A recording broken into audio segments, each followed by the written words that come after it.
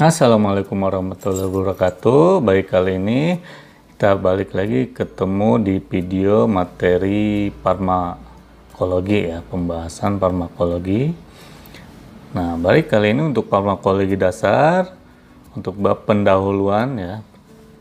Pendahuluan untuk farmakologi dasar. Nah, untuk pendahuluan kali ini ada pengertian dan definisi. Nah, untuk pengertian farmakologi ya, farmakologi itu berasal dari kata farmakon atau obat dan logos atau ilmu pengetahuan ya. Nah, sehingga secara harfiah farmakologi didefinisikan sebagai ilmu yang pengetahuan tentang obat ya. Nah, untuk farmakologi juga didefinisikan sebagai ilmu yang mempelajari obat dan cara kerjanya pada sistem biologis ya. Nah, farmakologi juga mempelajari asal-usul sumber obat, sifat fisika kimia, cara pembuatan, efek biokimiawi dan fisiologi yang ditimbulkan, kemudian nasib obat dalam tubuh dan kegunaan obat dalam terapi ya. Nah, pengertian obat adalah zat kimia yang dapat mempengaruhi jaringan biologi ya. Dan menurut WHO, obat adalah zat yang dapat mempengaruhi aktivitas fisik ataupun psikis ya. Nah, menurut kebijakan obat nasional ataupun KONAS ya, obat adalah bahan atau sediaan bahan yang digunakan untuk mempengaruhi atau menyelidiki sistem biologi, fisiologi atau kondisi patologi dalam rangka penetapan diagnosis, pencegahan, penyembuhan, pemulihan dari rasa sakit, gejala sakit ataupun penyakit ya, untuk meningkatkan kesehatan dan kontrasepsi ya. Nah, untuk perkembangan obat ya, di sini bagaimana perkembangan suatu obat itu yang pertama itu ada mencoba-coba dari alam ya, baik nabati, hewani ataupun individu sakit ya. Kemudian berkembang menjadi pengetahuan dari turun-temurun ya, itu secara empiris. Nah, penggunaan obat menghasilkan efek yang tidak seragam juga ya terhadap manusia itu sendiri. Nah, perkembangannya berikutnya adalah bahan alam distandarisasi dan diekstraksi ya dari penemuan empiris sebelumnya.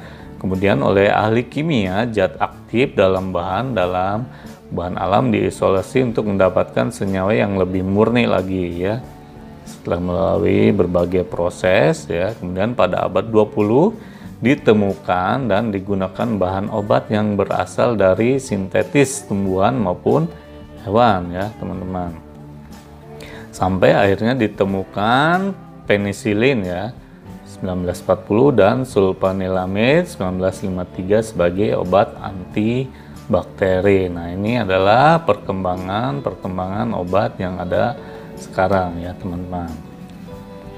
Kemudian penggolongan obat, nah berdasarkan Permenkes nomor 949 ya tahun 2000 tentang penggolongan obat dibagi beberapa golongan ya. Yang pertama ada obat bebas ya.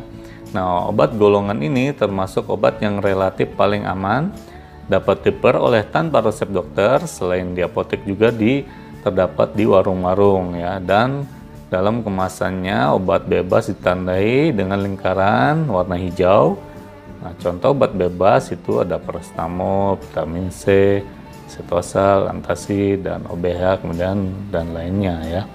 Nah, kedua ada obat bebas terbatas ya. Nah, obat golongan ini juga relatif aman selama pemakaiannya mengikuti aturan pakai yang ada ya. Obat ini termasuk ke dalam obat daftar W ya, warning yang artinya peringatan. Nah, penandaan obat ini ada lingkaran berwarna biru dan ada 6 peringatan khusus yaitu P1 sampai P6 ya logonya. Sama seperti obat bebas terbatas juga dapat diperoleh tanpa resep dokter di apotek ya. Nah, toko obat dan warung ya. Kemudian contohnya obat flu kombinasi, ada CTM, ada mebendazole, nah banyak. Kemudian obat keras ya, obat Golongan ini disebut obat golongan G atau Geparzik ya, yang artinya berbahaya. Disebut obat keras karena jika pemakai tidak memperhatikan dosis, aturan pakai, dan peringatan yang diberikan dapat menimbulkan efek yang berbahaya. Nah, obat ini hanya diperoleh dengan resep dokter di apotek ya. Nah, obat keras ditandai dengan lingkaran merah dengan huruf K di tengahnya. Nah, contoh obatnya adalah amoxicillin, asam mefenamat, semua obat dalam bentuk injeksi, dan semua obat yang baru ya teman-teman. Kemudian ada psikotropika ya. Nah, psikotropika atau dulu dikenal dengan obat keras tertentu, sebenarnya termasuk golongan obat keras ya. Tetapi bedanya dapat mempengaruhi aktivitas psikis. Psikotropika dibagi menjadi beberapa golongan ya. Yang golongan pertama sampai sekarang kegunaannya hanya ditunjukkan untuk ilmu pengetahuan, dilarang diproduksi dan digunakan untuk pengobatan ya. Contohnya metilen, dioksi, metamfetamin ya.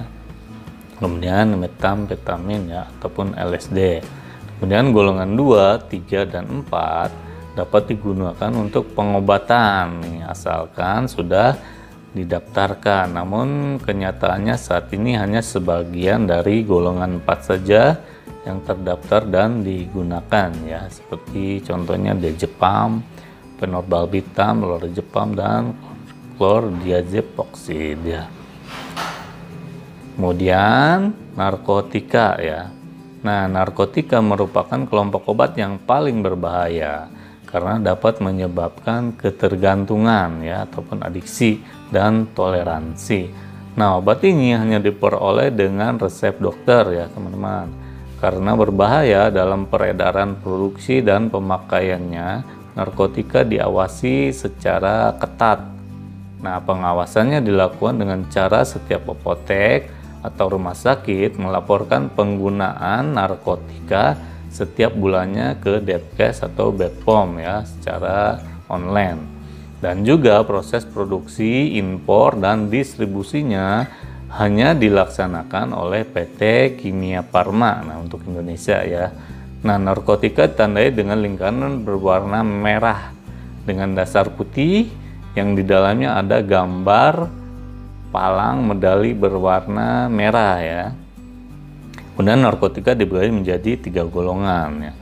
Golongan yang pertama itu narkotika yang digunakan untuk kepentingan penelitian, ilmu pengetahuan, dan dilarang produksi atau digunakan untuk pengobatan ya. Contohnya heroin dan kokain. Kemudian golongan 2 dan 3 narkotika yang dapat digunakan untuk pengobatan nih, asalkan sudah memiliki izin edar ya dan terregistrasi. Contohnya adalah morfin, petidin, kodein, dopir, dan kodipron. Nah, ini contoh-contoh dari narkotika ya. Nah, kemudian berdasarkan cara atau jalur pemakaian ya, ada namanya obat luar dan obat dalam. Nah, obat luar adalah obat yang pemakaiannya tidak melalui saluran pencernaan mulut ya. Contohnya adalah salep, injeksi, lotion, obat tetes, spons, dan krim. Obat luar diberikan dengan etiket berwarna biru ya. Kemudian obat dalam yaitu semua obat yang penggunanya melalui mulut ya. Nah, masuk pada saluran pencernaan, bermuaranya di lambung dan usus halus. Contohnya obat-obat yang berbentuk kapsul, tablet, sirup. Nah, obat dalam diberikan dengan etiket berwarna putih ya teman-teman.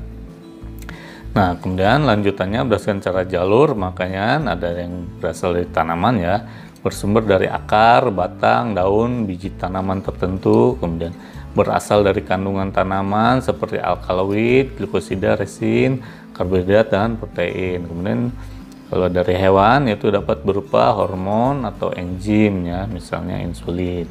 Kemudian berdasarkan dari mineral ya, contohnya elemen-elemen organik atau bentuk garamnya ya, contoh aluminium hidroksida, magnesium, natrium, dan garam. Adapun yang secara sintetis ya, kebanyakan obat yang digunakan sekarang bersumber dari sintetis dan semi sintetis. Nah, kelebihannya yaitu lebih stabil, murni dan dapat diperoleh dengan jumlah yang banyak ya teman-teman. Baik, kemudian berdasarkan efek yang ditimbulkan ada anti-infeksi, anti jamur, antihistamin, antihipertensi, vaksin, obat metabolik, diagnostik, dan anti kanker ya. Nah, berdasarkan bentuk sediaannya ada padat, cair, semi padat, dan gasnya. Padat contohnya ekstrak, serbuk, pil, tablet, supos, kapsul, dan opula. Kemudian yang cair contohnya sirup, larutan, suspen, linimin, lotion, dan infus. Ada yang semi padat contohnya salep, krim, gel, dan pasta ya. Kemudian gas contohnya aerosol, oksigen, dan inhaler ya teman-teman. Nah, untuk berdasarkan pemakaian ya, atau berdasarkan penamaan. Nah, obat generik itu obat yang menggunakan nama sesuai zat kimia yang dikandungnya ya. Contohnya paracetamol, amoxicillin, dan asam mefenamat. Kemudian obat dengan nama dagang. Obat diberi nama sesuai keinginan dari produsennya ya, seperti Panadol, Ponstan, Amoxan, dan Adalat. Nah, kemudian obat dengan nama kimia. Nama kimia merujuk pada kimia atau struktur dari zat penyusunnya ya. Contohnya banyak. Nah, kemudian mempunyai nama dagang, Tropanil, dan nama generik Imipramine ya. Ini contoh-contoh penamaan ya. Nah, kemudian berdasarkan keamanan jika diberikan selama kehamilan. Nah, ini contoh-contoh keamanan obat untuk ya, masa kehamilan. Ada kategorinya ya. Yang pertama kategori A. Nah, obat-obat yang telah banyak digunakan oleh wanita hamil tanpa disertai kenaikan frekuensi malformasi janin atau pengaruh buruk lainnya. Jadi untuk golongan A ini sangat aman sekali ya. Contohnya paracetamol, penicillin, erythromycin, ibuprofen, isoniazid, dan asam folat. Untuk golongan kategori B, nah obat-obat yang pengalaman pemakaiannya pada wanita hamil masih terbatas ya, tapi jika terbukti meningkatkan frekuensi malformasi atau pengaruh buruk pada janin, kategori B dibagi menjadi 3 lagi ya. Ada B1, nah dari penelitian pada hewan tidak terbukti meningkatnya kejadian kerusakan janin. Contohnya simetidin, dipyrimadridanol, dan spektrokinyasin. Ada B2, data dari penilaian pada hewan belum memadai nih ya. Tapi ada petunjuk tidak meningkatnya kejadian kerusakan janin. Karena tetrasiklin, amphoterisin, dopamin, asetilkistein, dan alkaloid, beladon. Ada golongan B3 nih, penelitian pada hewan menunjukkan peningkatan kejadian kerusakan pada janin ya, tapi belum tentu bermakna pada manusia nih. Misalnya carbamazepin, pyrimetamin ya, grisopulpin, trimetopin, dan mebendazole. Kemudian ada yang kategori C. Nah, obat-obat yang dapat memberi pengaruh buruk pada janin tanpa disertai malformasi ya, anatomi, dan semata-mata karena efek farmakologi nih. Efeknya bersifat reversibel ya. Contohnya narkotik, fenotiazin, rifampicin, aspirin, AINS, dan diuretik. Nah, untuk kategori D, obat-obat ini terbukti meningkatkan kejadian malformasi janin pada manusia atau menyebabkan kerusakan janin yang reversibel ya teman-teman. Misalnya androgen, phenytoin, pyrimidon, phenobarbital, kinin, clomazepam, asam valproat, dan antibiotik steroid ya. Nah, ada juga kategori X. Nah, kategori X, kategori obat yang telah terbukti mempunyai resiko tinggi ya terjadinya pengaruh buruk yang menetap irreversibel pada janin jika diminum pada masa kehamilan ya. Contohnya isostrationin, diethylbestrol, dan thalidomid ya. Oke, kemudian berdasarkan kelas terapinya ya. Penggolongan berdasarkan kelas terapi umumnya digunakan dalam buku-buku seperti Doen, Formularium, dan Panduan Terapi. Nah, contohnya analgetik, antipiretik, antiinflamasi non-steroid, dan antipirai, dan anestetik, antialergi, antidotum, dan obat lain untuk keracunan. Ini berdasarkan kelas-kelas terapinya ya, dibagi beberapa kelas. Nah, obat generik Obat generik adalah obat yang telah habis masa patennya ya. Sejak itu status obat menjadi bebas atau menjadi milik umum. Siapa saja dapat melakukan usaha dagang tanpa ada gugatan dari manapun. Nah, obat generik dikenal dengan bermacam-macam nama ya. Ada obat generik, ada obat generik dengan nama dagang, ada obat generik berlogo ya. Nah, obat generik itu obat yang menggunakan nama sesuai dengan zat kimianya yang dikandungnya berdasarkan the International Norm Proprietary Name in List Pharmaceutical Preparation ya. Contohnya paracetamol, samipenimet, dan amoxicillin. Kemudian obat generik dengan nama dagang ya, itu obat dengan generik yang dijual dan diedarkan dengan nama dagangnya. Contohnya amoxan untuk amoxicillin, panadol untuk paracetamol ya. Kemudian obat generik berlogo adalah obat generik yang menyandang logo ya, sebagai lambang yang menyatakan bahwa obat tersebut dapat diproduksi oleh industri farmasi yang telah mendapatkan sertifikat CPOB ya.